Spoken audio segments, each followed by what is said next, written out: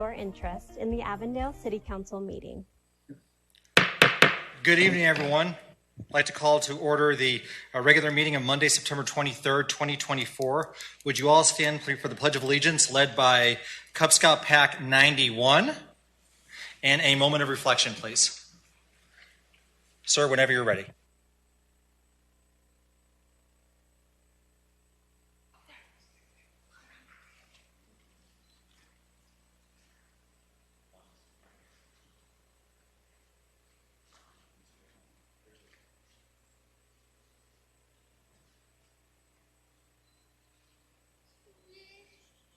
Attention. Begin.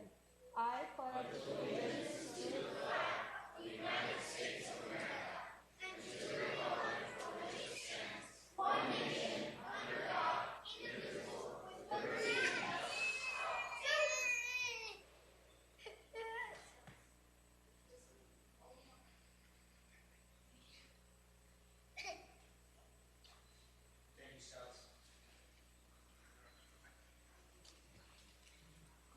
And I am going to ask someone from the troop if they're still here during unscheduled public appearances, just to spend a couple minutes telling us what you guys do. So if you want to have someone stick around, that would be great.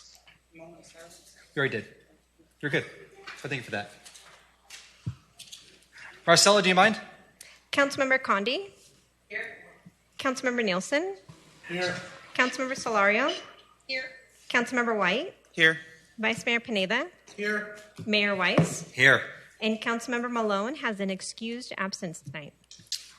Thank you, Marcella. Ron, item 2A, please. Mr. Mayor, Council, we have one employee introduction. It's going to be Josh Perez, our Code Compliance Manager, introducing one of his new employees. Actually, she's not new.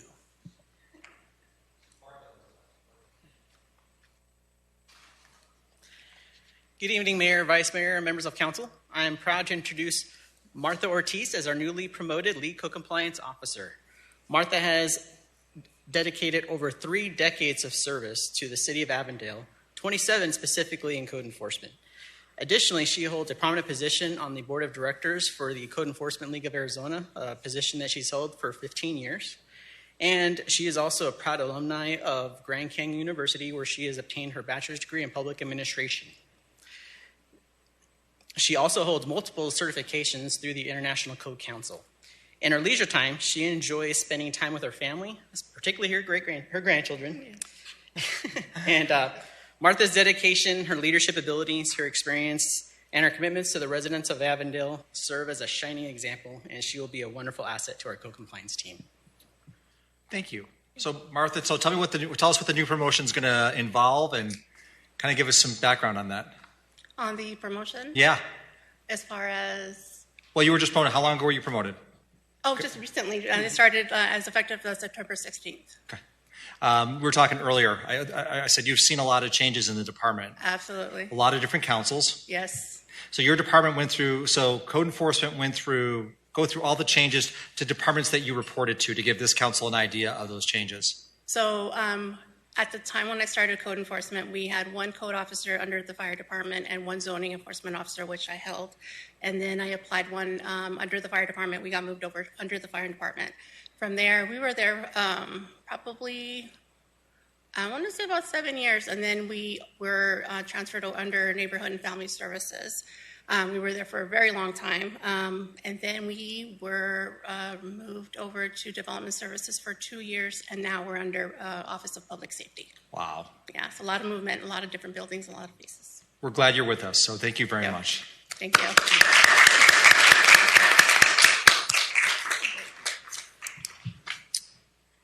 Ron, item 2B and 2C, please. Thank you, Mr. Mayor. The Proclamation Ovarian Cancer Awareness Month is going to be read by Councilmember Solario.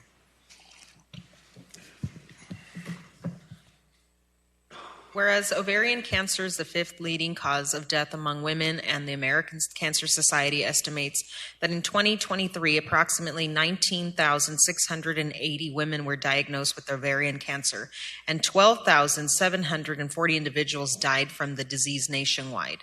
And whereas the United States, a woman's lifetime risk of being diagnosed with ovarian cancer is about 1 in 87, And whereas due to vague symptoms and the lack of reliable early detection tests, most women are not diagnosed until stage 3 or later, when the cancer has already begun to spread to the lymph nodes and outside of the pelvis. And whereas although a 5-year survival rate for stage 1 ovarian cancer is over 90%, only 15% of ovarian cancers are diagnosed at this early stage. And the 5-year survival rate for the late stage ovarian cancer is below 30%. And whereas while a mammogram can detect breast cancer and a pap smear can detect cervical cancer, there is no reliable early detection test for ovarian cancer. And whereas women's lives can be saved through increased public awareness of ovarian cancer and its risk factors, signs, and symptoms. And whereas the city of Avondale joins all of those who are battling ovarian cancer, all of those who have lost their lives to this disease, their loved ones, our state's many dedicated healthcare workers in spreading awareness, committing to public education, and embracing hope for a better diagnosis, treatments, and a cure. Now, therefore, Mayor and the Council of the City of Avondale, Arizona, do hereby proclaim September 2024 as Ovarian Cancer Awareness Month. In the City of Avondale, Arizona, we encourage all residents to observe Ovarian Cancer Awareness Month and support the cause that so deeply impacts many families in every community across our country. Thank you for that. Appreciate that. Our next one is for Hispanic Heritage Month. Whereas the U.S. population is comprised of some 64 million people of Hispanic ancestry, making this population the largest minority in the United States. And whereas each year Americans observe National Hispanic Heritage Month by celebrating the heritage, histories, cultures, and contributions of American citizens whose ancestors hail from Spain, Mexico, the Caribbean, and Central and South America. And whereas this observation began in 1968 as Hispanic Heritage Week under President Lyndon B. Johnson and was expanded to a full month by President Ronald Reagan in 1988. And whereas the starting date of the annual celebration, September 15th, is the anniversary of independence of the Latin American countries of Costa Rica, El Salvador, Guatemala, Honduras, and Nicaragua, and is followed by the Independence Days of Mexico and Chile. And whereas 2024's Hispanic Heritage Month theme is Pioneers of Change, Shaping the Future Together.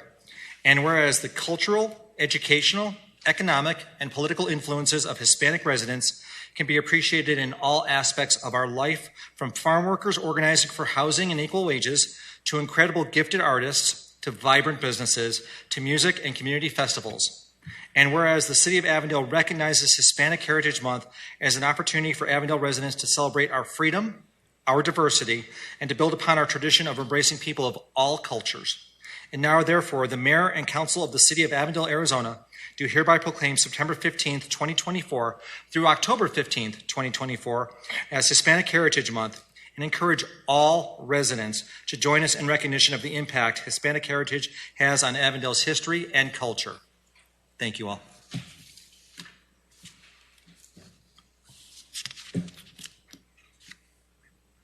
Marcel, I'm going to open up just for unscheduled public appearances. Do we have anybody online or anybody who filled out a blue card? Thank you, Mayor. We have not received any requests to speak. Can I ask Cub Scouts to come out and just give us just a few minutes of kind of what the Scouts are involved with, kind of what they're doing now? That would be great. Please, right at the podium where the green light's at. It's great.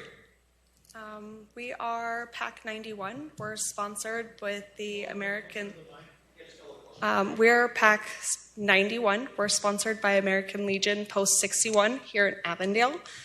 They're our sponsor, so they sponsor both us as a PAC and they sponsor a troop of boys. We do various things around the community. We try to schedule at least 2 meet and greets, like City Council. Last year we went to the Avondale Police Department. We're going to schedule a firefighter station visit or meet and greet. We go camping twice a year. We participate in as many of the the community events. So you'll see us at Kids Fest, hopefully the Billmore Days. You'll see us, we met Councilmember Tina Kond at the Memorial Day event. And our Scouts work on various activities through the year, whether they're math, STEM, outdoor, leadership, citizenship. How many kids are in the troop right now? In our PAC, we have 12 Scouts right now. Wow. And about 4 additional siblings. and our troop has about 12 scouts as well. Good. We're glad that they could do that. Hopefully they enjoyed it. So thank you so much for being here. Thank you. Thank you. Item number 4 is consent agenda. Are there any counselors who wish to have an item removed for separate consideration? Yes, Councilmember White? item letter G. Okay. Anyone else? Okay, that being noted, can I get a motion for consent agenda minus G? Second. I have a motion from Councilmember Solario, a second from Councilmember White. Marcella? All those in favor say aye. Aye. Any opposed? Thank you. Passes 6-0. Councilmember White? Hi, Mayor. I was really excited to see that we will be accepting assistance from the Department of Energy, and I wanted to make sure we understood what that acceptance of grant funding means and what it will be used for. And I believe we have a presentation that will be coming to us from Kirk's team. Thank you so much, Kirk, for being here, and welcome, Kimberly. Good evening, Mayor, Vice Mayor, and Council. Tonight, myself and our Sustainability Officer, Kimberly Emerson, we're going to discuss the Avondale's use of the Energy Efficiency and Conservation Block Grant funding, which comes in the form of technical assistance from the Department of Energy.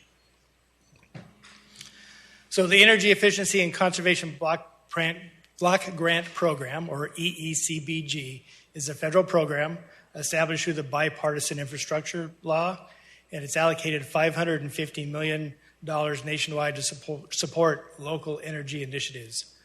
Funding from this funding objectives from this is to implement strategies to reduce energy consumption, cut fossil fuel emissions, and also improve overall energy efficiency. City of Avondale was allocated just over $138,000 through the EECBG funding formula. It's a no match fund required, so purely just money coming not necessarily to the city, but through a voucher program that we'll talk about in a moment. And so this presents a tangible opportunity for us to advance our city's energy efficiency efforts today. The two of us are going to walk you through a little bit about what that means going forward. So the Department of Energy offered two ways to get this funding. One was through a traditional grant, and the other was through the voucher. As I mentioned, the voucher is recommended for agencies that are receiving less than $250,000. And with the voucher, it requires less administrative effort on our part as a city to monitor that. What we're going to do with that is utilize technical assistance provided by the Department of Energy to evaluate our energy efficiency in our buildings and possible improvements. So that's kind of the background of how or what. I'm going to turn it over to Kim to talk a little bit about why and how this ties into our city sustainability plan. Thank you, Kirk. So as we began our evaluation with this opportunity, looking at goals outlined in Avondale's Community Sustainability Plan, as you can see on the slide, we have set some pretty ambitious targets for renewable energy and emissions reduction. So to support our sustainability plan, we've established two key targets in the Community Sustainability Plan for our city operations. 80% renewable energy for city operations by 2035, and reaching 50% reduction of greenhouse gas emissions within city operations by 2030. And the overarching goal for this sector of the sustainability plan is to achieve 90% renewable energy citywide by 2050. With that, the City of Avondale also completed a municipal sustainability plan in 2014. And some of the energy efficiency targets identified in that plan are identifying energy efficiency retrofit opportunities for buildings and equipment, as well as reducing office building energy use by 10% by 2025. So we have some goals to hit. That's why we chose to go for this opportunity. So moving into the grant project, we identified this strategic opportunity to use the EECBG grant to get technical assistance, which will focus on 2 critical areas: municipal energy efficiency and planning and municipal renewable energy planning. So first, we want to evaluate our municipal buildings' current energy efficiencies. And this serves 2 purposes. It gives us a pulse check on where we currently are, and it also provides us with insights on what we can address to be more efficient. So this is an approach that's essential moving forward because energy efficiency is more important to get ahead of. We want to understand where we're at as we look into investing in renewable energy sources later on. This ensures that we're not wasting money and we're not wasting energy down the line. So some of these initiatives have the potential to generate significant utility cost savings for our city. Investing in energy efficiency and renewable planning now, we're going to be setting ourselves up for success long term. So to achieve this, our technical assistance application, we've identified some sites to be evaluated. Those include 20 city-owned buildings, 26 city well and booster sites, and 8 city parks. So our proposed grant project focuses on those technical assistance to help us conduct thorough energy audits of our municipal buildings, develop a comprehensive energy efficiency plan, and create a strategy for integrating renewable energy sources in the future.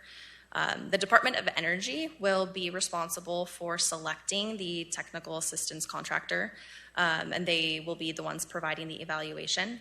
So in our application, we've included many proposed deliverables that we're asking for this contractor, most of which are summarized here on this slide.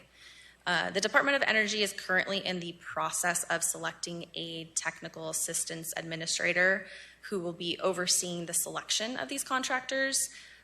They have not given us an exact date, but we're expected to hear about when the administrator is coming on board in the fall. So should be coming up soon. At this time, we don't know if we'll have enough funding to complete all of the deliverables and sites that we've outlined. So we'll be asking the technical assistance contractor to focus first on energy efficiency audits and planning. And then with the remaining funds, we will then focus on renewable energy evaluation and strategy development.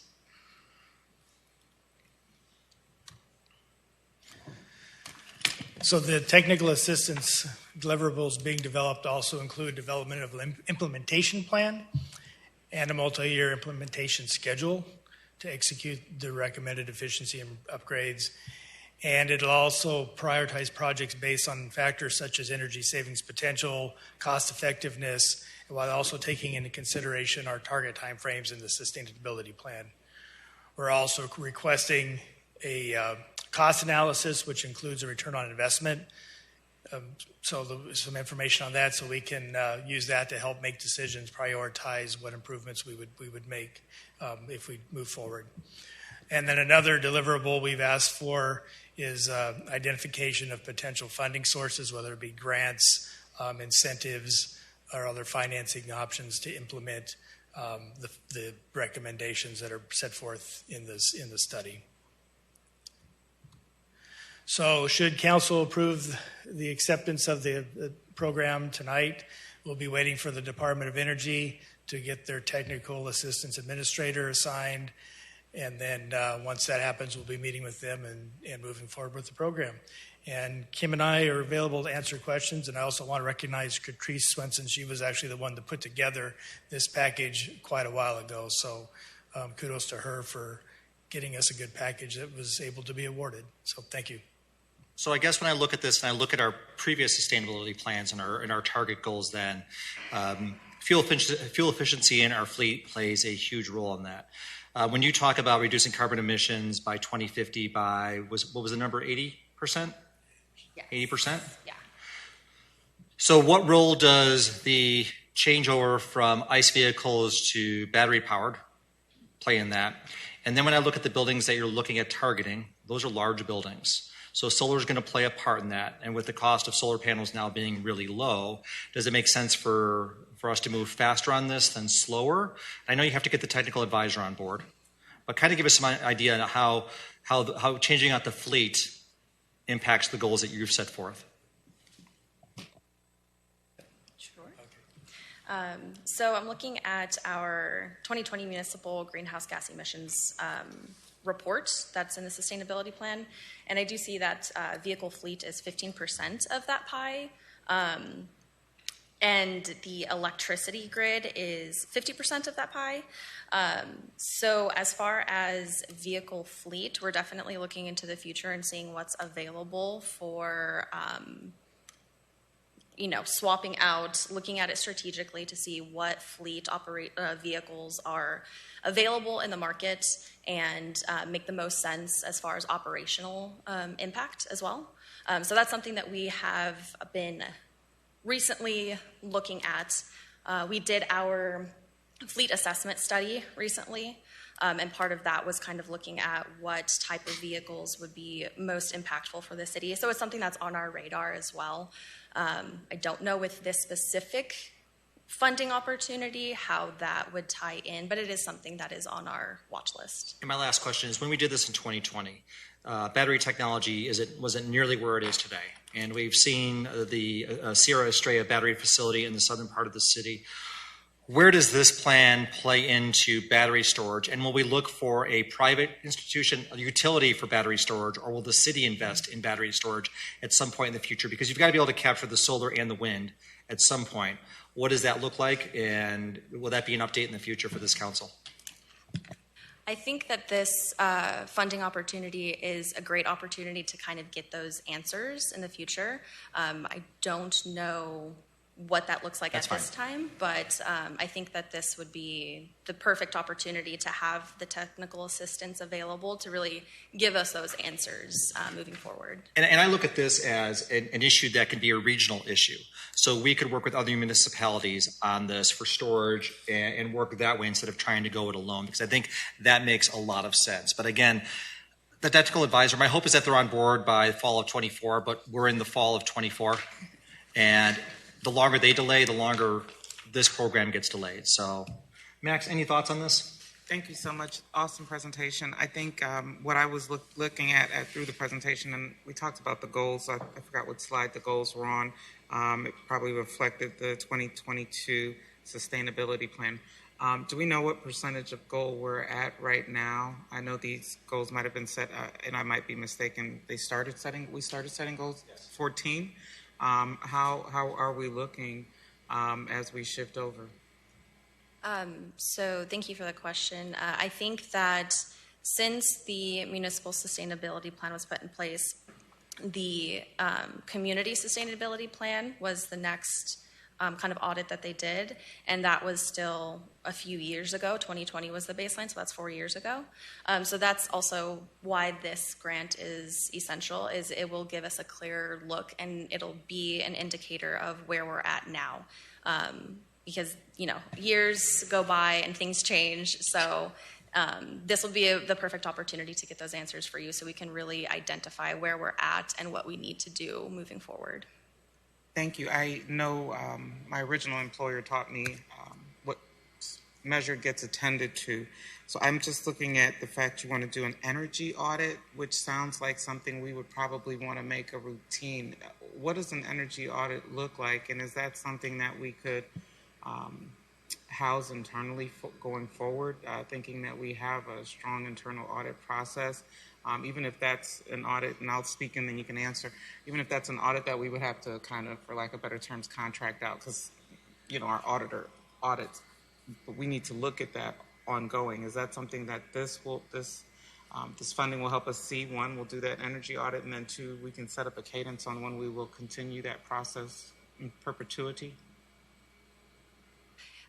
Yes, so I think that this is an opportunity that will not only provide us with updates now, but it'll be a good opportunity for me as well to walk with the contractor and understand what the process is, what they are doing, and then that way we can kind of take the framework and really take the blueprint of what this opportunity is going to provide, the technical assistance. It includes physical, hands-on walkthroughs of the building, so I will be with them as well during that process. So I'll really get an understanding of what our contractors are doing, and we'll be providing some information for them as well. So this will be a learning opportunity for the sustainability division as well to see what the process is moving forward and how we can replicate that and get those contractors moving forward to get a semi-annual or whatever that looks like, more frequent audits of our facilities. My final question or inquiries in regards to our kind of private partner liaisons that we have with our energy providers. I know that CAP provides water in the valley, but here in Avondale, I believe we rely on APS and SRP. Will we go back out with our findings and share that with those energy providers? If I heard the question correctly, were you asking if we are going to be working with our utilities? Yes. Yes, yeah. So they will be a part of the process too. As we are collecting data to give to the contractor, we'll be working with the utility companies to acquire some of that information. So they will be also working with us in this process. Awesome. Thank you so much. And Max, our APS liaison is going to change over the next couple months. So as we get more information and as that they bring someone on board, I know they'll reach out to us, but yeah. Council, anyone else? Curtis? Just make a comment, and this is coming from someplace else, okay? Last year I was in England, and the tour guide that was with us was talking about shade covers, tree covers, whatever that is. And they were talking about throughout England, they've got a 6% or a 7%, and they're shooting for 10 or 12% to help with their CO2 recovery, not recovery, but exchange and whatever it might be. All of this I see here has to do with buildings and things right there. Is any thought to look at what our shade cover is right now? We've got parks and everything else where we could put additional trees. At one time, we were a national tree city at one time. We still are. Are we? Maybe something. Rob just gave us a thumbs up, so we are. Okay, so we still are. We need to continue to look at that. I mean, that's a simple thing. You go out and plant the trees, and that takes more of the sustainability for the community and the region, as the mayor was talking about. So maybe just some thought as to what we've got as a shade cover today in Avondale, and is there a possibility of increasing that, and how that would impact or work with your sustainability and reduction of some of that energy? Yeah, thank you, Councilman. That is a great opportunity. I honestly love increasing shade canopy, especially in the form of trees, because who doesn't like planting trees? It's a great activity, and it's a great opportunity to get the community involved as well. We actually do some tree planting events for Earth Day, and we like to get the community involved with that. So that's something that is an ongoing effort. We do have a tree equity analyzing model that was released to the Maricopa County, and that's something that it takes a look at the city, and it's by parcel will show what the tree canopy coverage percentage is. And that's something that we've utilized in our strategic efforts on identifying where we're going to be placing these trees. So we identify neighborhoods and parks and areas that may be in some disadvantaged areas, and they have less trees, which means higher heat and more energy use as well to cool their homes. So that is something that we take into consideration, and we're looking to expand. And I think to your point as well with going back to our utility providers, I know like SRP has some tree, I don't know the actual word of the program, but the tree canopy loaning. They give out trees to the community, and that is specifically to provide shade to homes. We're going to be hosting the drop-off location coming up next month, I believe. So we are definitely thinking of that and thinking of shading this area a bit more. Thank you very much. Appreciate that. Thank you. You have to go through an educational process. I think you get 2 trees. I think it's a week-long process. Our son-in-law just did this, and he was so excited to get his trees. But I think when you talk about that, and I think you bring up a great point, if we can have nature help with this, and we do it in our parks, we do it along the roadways. We did it at Festival Fields for Earth Day, which I think was amazing. But I think getting those trees, especially when we talk about historic Avondale, and if you drive down historic Avondale, a lot of the homes just don't have trees. Sometimes because they don't have irrigation for it. Water is expensive to water the trees. So I think you have to look at it holistically, especially when you talk about underserved areas. I think that's a great way forward is, okay, engaging the community and saying, this is what we're looking to do. How does this impact you?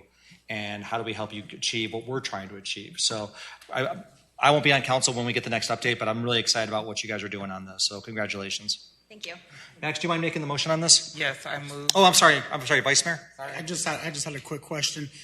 Is this an annual grant? Does this come up often? Is this the first time that we've been awarded the grant? I only ask because moving forward as a result of what is discovered or uncovered as part of this audit, I saw that you could be utilized in terms of technical assistance as well as equipment. I'm not on the slide, so I would be misquoting it. But if we were to apply, let's say next year, or is the opportunity there to apply next year for additional funds to then react to some of those things that have been discovered or uncovered during the grant audit process, I should say? Good evening, Mayor, Vice Mayor Pineda. For the record, Catrice Swenson, Senior Management Analyst, Public Works. This is not an annual opportunity. This is a one-time through formula funding. It was basically an earmark for the city, but we are definitely keyed into looking to future opportunities. We're also asking the technical administrator to look into those funding opportunities, so hopefully we come away with some opportunities to directly apply for those funding through what they provide for us. So unfortunately, this one is the one time, but there's definitely a lot of funding out there right now, and we are looking to go after it. Sure. Thank you. Anything that can help out the audit process and to get some of those things that we learned, fixed, retrofitted, whatever it may be. It'd be nice to be able to do it with some funding. So that's why I asked. Thank you. Yeah, we're sitting here making promises for Joel's team, but Joel, it'll be okay. Trust me. Trust me. Max, do you want to make the motion? I move to adopt resolution 1098-0924 authorizing technical assistance acceptance from the Department of Energy in the amount of $138,310,000. B, authorize and direct staff to take all steps necessary to cause the execution of the agreement and to take all steps necessary to carry out the purpose and intent of this resolution. And C, authorize mayor or city manager, city attorney, and city clerk to execute the necessary documents. Yep. I have a motion from Councilmember White, a second from Councilmember Nielsen. Marcella?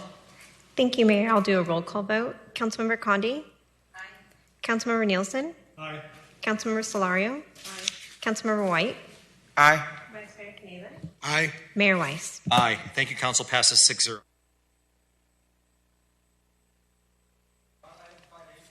Thank you, Mr. Mayor and Council. Up next, we have a presentation by our Chief of Police and Lieutenant Alt. They are going to talk about our police department's response to loud noise calls for service. 1,700 calls.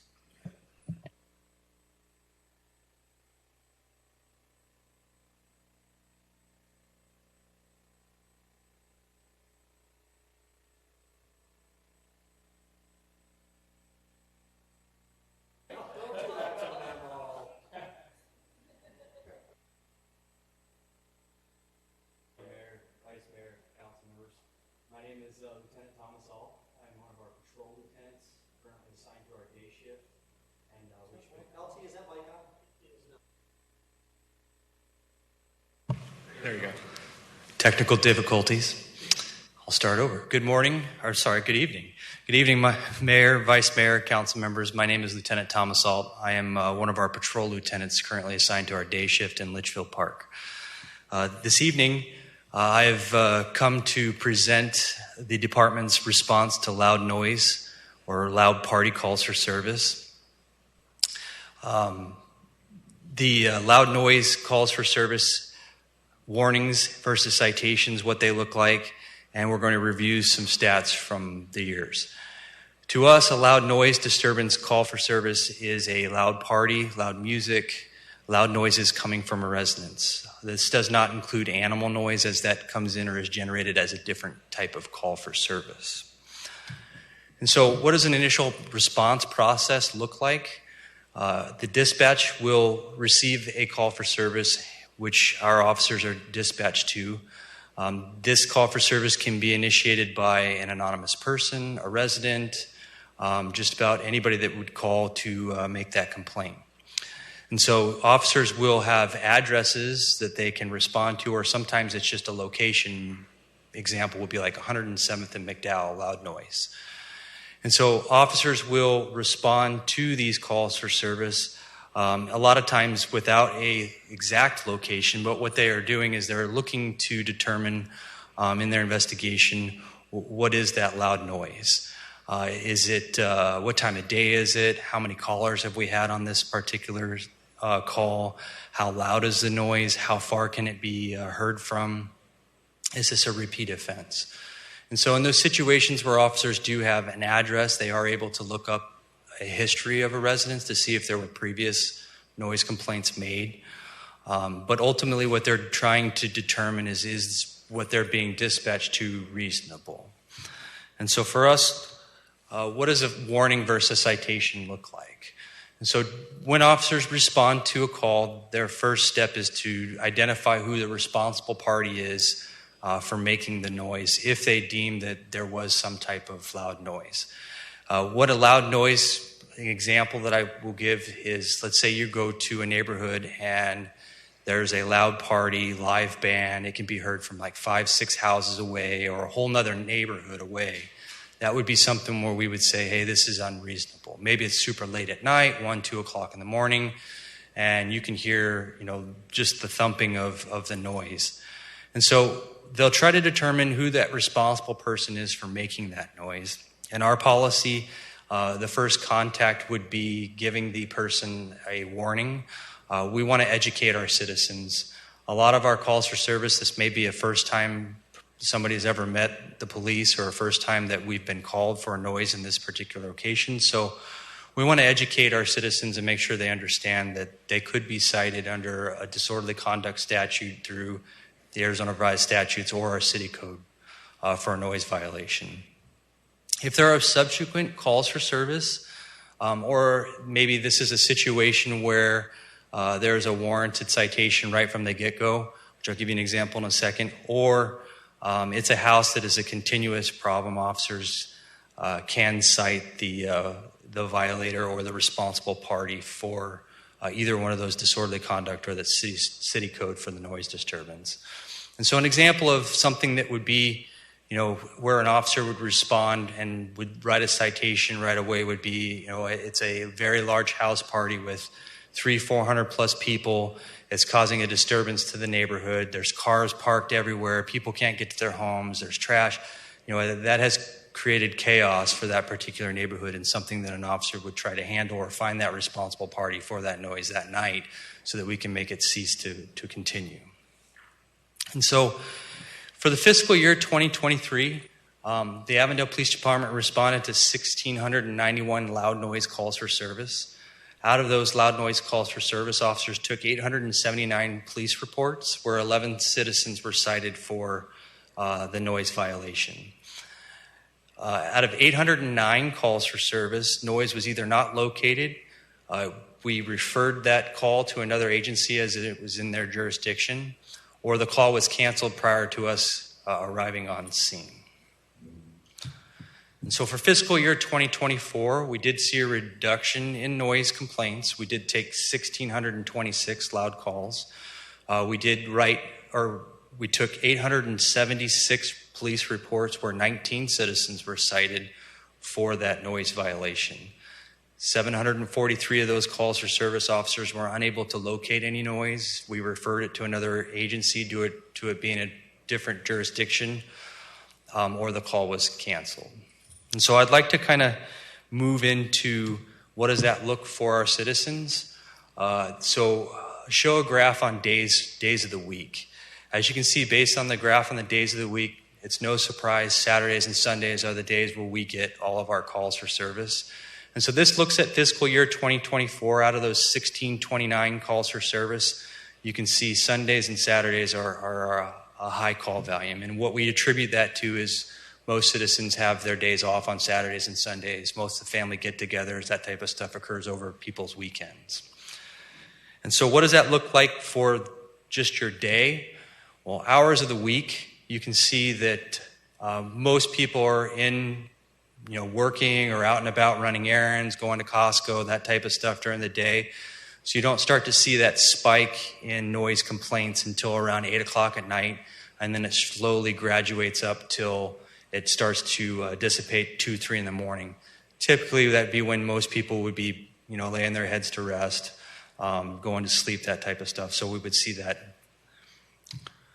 And so noise complaints, like I said, I wanted to kind of show a comparison real quick to council, what you can see the different types of noise that the department responds to, and the other categories, which would be animal noise, ATC disturbance, which is going to be your off-road vehicles, ATVs, river bottom type stuff, shots fired, call for service, and then fireworks. But I am here tonight presenting the loud noise service calls, and kind of just wanted to show council what that looked like compared to those other types of calls that we do respond to. And so with that, I'd like to open it up to any questions. So many years ago when Chief Parkin was here, we had this discussion, and it was a discussion of loud noises and dog barking. And I know that's going to be a different discussion sometime in the future. I think that was probably the last time that council discussed this issue. And I think for me, I think I guess what I would want to know is how do residents help you more, your team more, when they respond to calls? So obviously having specific addresses where this is happening, but how does this council help you do your job more effectively? Does that mean permitting? If someone wants to they're going to have a birthday party and they're going to have a band, or they're going to have a DJ. Does having the city put some kind of permitting process in place where that resident would come in, and whatever that looked like for approval from their neighbors, hours of the day, whatever that looked like, and have a fee associated with that? So if there was a violation, the city would capture that fee. We'd also have a record of where the party's playing or party's happening that would allow officers to go out there and have a more specific area. Those are kind of things I'm looking at council to see if this is something the council has an appetite for to go with in the future. So, anyone? I don't necessarily think that we need to do a special license for it, but if you guys have any ideas on how we can be more helpful to you or anything, rather, maybe you guys are already working on something, because I feel like once we start getting into licensing, and I may be wrong, but it starts opening up the door to other things potentially. I don't know. I don't know. Yeah, Mr. Mayor and Council, Vice Mayor and Councilmember Solero, thank you. Not a fan of the permitting. We have enough difficulty doing a great job with our big events, with our special events permitting. So at least let me get that fixed before we add other permits. But we did ask that question during practice, and so I'm sure Chief and the Lieutenant might have something to say. Mayor, Vice Mayor, Councilmember Solorio, I agree. The permitting process would complicate things for us. I believe that our policy, our ordinance, our city ordinance, and our state statute is sufficient. As you can tell, for fiscal year 2024, we cited 11 people. That is not a lot. Our experience, and I'll let Lieutenant Alt give his experience, but my experience has been that the majority of the people, once you warn them, they understand and they shut off the music, they turn it down or whatnot. So they're willing to work with us. Those 11 people are the exception. Thank you so much, Chief and Lieutenant, for the presentation. Can we go back to the comparison slide, please? Yes. I see the uptick in shots fired, calls for service, and fireworks call for service. That just, of course, in all areas, those two just seemed more alarming to me. Of course, it looks like the off-road vehicles are also a concern. What are we doing to kind of drive that down is question one. Question two, with shots fired, are those normally tied to criminal outcome, so they might not be cited for the shots fired. They might get cited for a whole nother crime. So we kind of respond to the shots fired, but something else really happened. And then what was our success with the fireworks call? I'll let you respond. Mayor, Vice Mayor, Councilmember White. So I don't have the details on fireworks or shots fired as I was prepared for loud noise this evening. I can gather that and present it to you at another time. As for the question regarding shots fired, if we did run into something along those lines, that would be, a different offense than a noise disturbance, so it wouldn't be captured under that noise. We're not going to cite somebody for the noise under that. Mr. Mayor, Vice Mayor, Councilmember White, if I have the chief respond, as you know, the police department's been working on a river detail that we hope is addressing some of that. We do get a lot of calls for the ATCs, shots fired from that area, so we have been working on that. And the uptick in the fireworks calls is probably a result of the effort the city's been doing over the last couple of years to educate people to call it in. So that's really our fault for the higher numbers and be more effective. But I'll let Chief talk a little about the increase in what we're doing. Mayor, Vice Mayor, Councilmember White. Yes. So one of the things that we would have to do is separate those calls for service by citizen-generated calls for service and officer-generated calls for service. What I mean by that is a citizen-generated calls for service, somebody calling us to report that, hey, I'm hearing fireworks, my neighbor's shooting fireworks or whatnot. An officer-initiated call for service would be that the officer is out and about with the special details that we have for the fireworks, for the river bottom details, and they proactively come in contact with a situation. So we generate more calls for service. So just because you see more calls for service, it doesn't mean that the numbers are increasing. It could also mean that our staff is out and about recognizing the concerns. Thank you so much. I appreciate the data that you presented. Anytime I see numbers, I guess I question them. But I want to acknowledge that the drive down in loud noise calls for service, that number's been driven down, and I think that's probably what you're probably showing us here and how important that is. So with the issues that we're looking at in the city, it seems like we are helpful as a council driving that down. I guess incrementally that's something that we probably need some help with the other areas as well. So before we have a presentation, I guess we might want to take that offline, give us some guidance on what we can do to help drive those other areas down in the same fashion. Great job. Max, thank you. Curtis? Chief, I just have one question. If the difference between a warning and a citation, I have had a neighbor. I think they got cited so many times they've moved out. But if we call like at 6 p.m. or something because of noise or whatever, or 8 p.m. or something like that, you come and investigate that at 8 p.m., 9 p.m., and then by 11:12 they're still going, and another officer from somebody else on the other side of me calls. Is that second one a citation, or is it a warning? How do two in the same 8-hour period or something like that? Because it's just so much noise, and it goes on till 2 o'clock in the morning.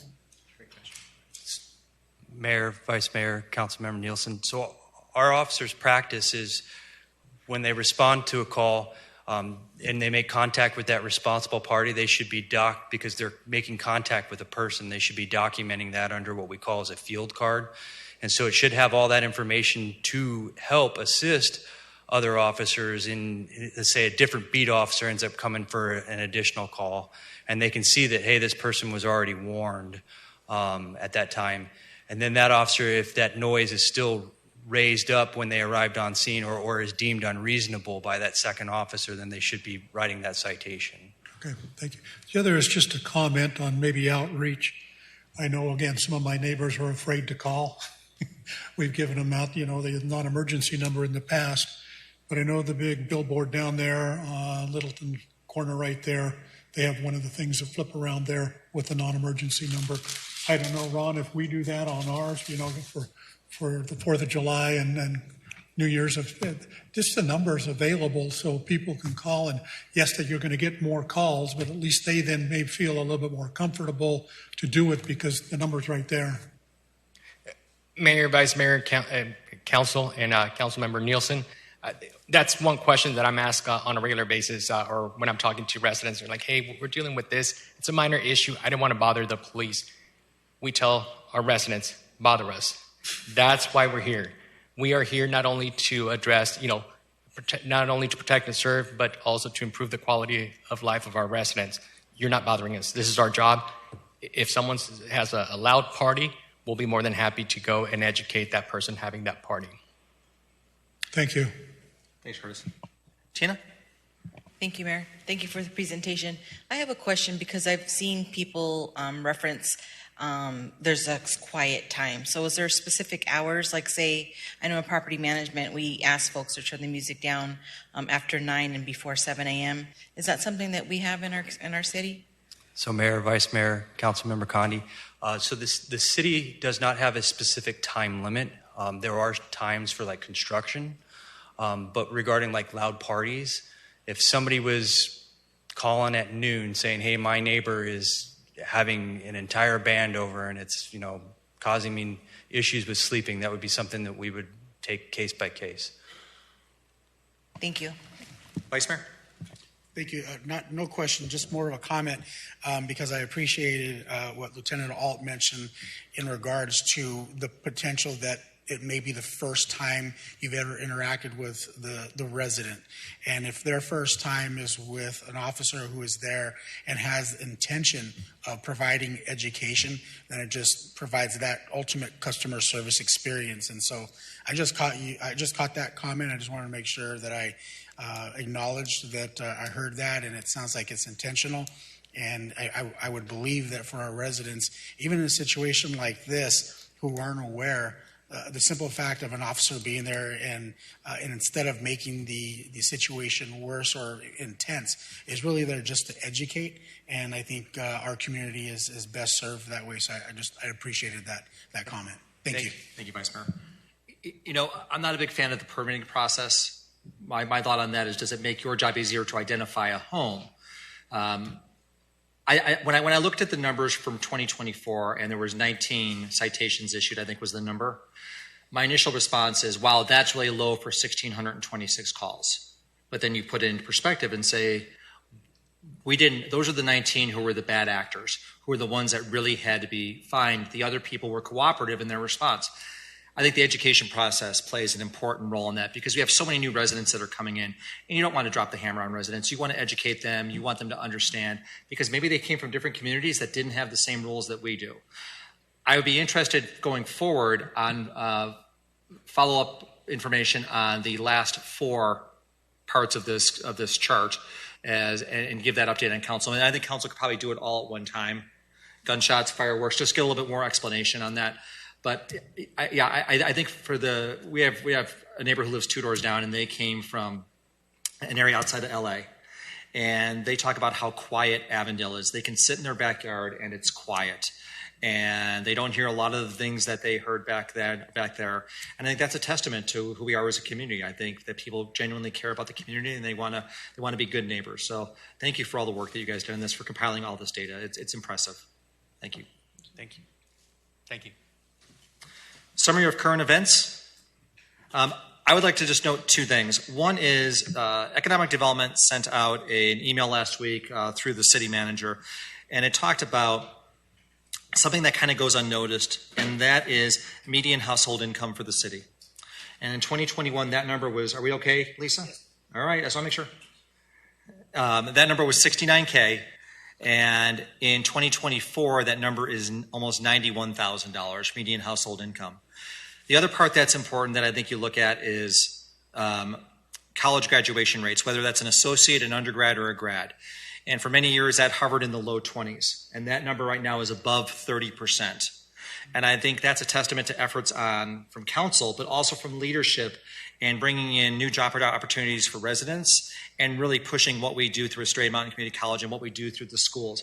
We have a mayor and superintendent's update along with the city manager every quarter with school districts, and I will tell you it has been really effective. So it was just something I wanted to point out. Those numbers allow us to track a different level of people who are coming in and investing in our city when it comes to retail and commercial. So they look at those numbers and they go, okay, you guys are now in a different category. So I think those numbers are significant. I would encourage council to keep your eye on those numbers over the next couple of years and see where they're at.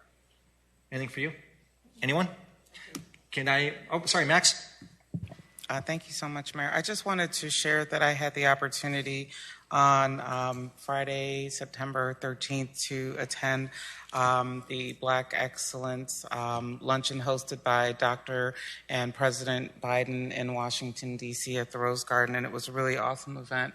I got a chance to, fellowship with other Arizona lawmakers from throughout the area, and it was kind of neat because when I was looking for a seat, I couldn't find anywhere to sit down, and it was just amazing to look across and see Councilmember Keisha Hodge Washington from the city of Phoenix, as well as Councilmember Burdetta Hodge from the city of Tempe, Representative Quante Cruz, as well as Sarah Tyree from the NAACP say, hey, Max, we have a seat right here for you. So being a part of what's considered Black Excellence in America is awesome, and we got to see the CEO of NLC, Clarence Anthony. So he came and he found us as well. So it just felt full circle, and it was amazing to hear Karine Jean-Pierre, press secretary for Joe Biden, and President Biden come out and speak to us. So it was an awesome event, and I just wanted to let you all know I felt like I represented Avondale well.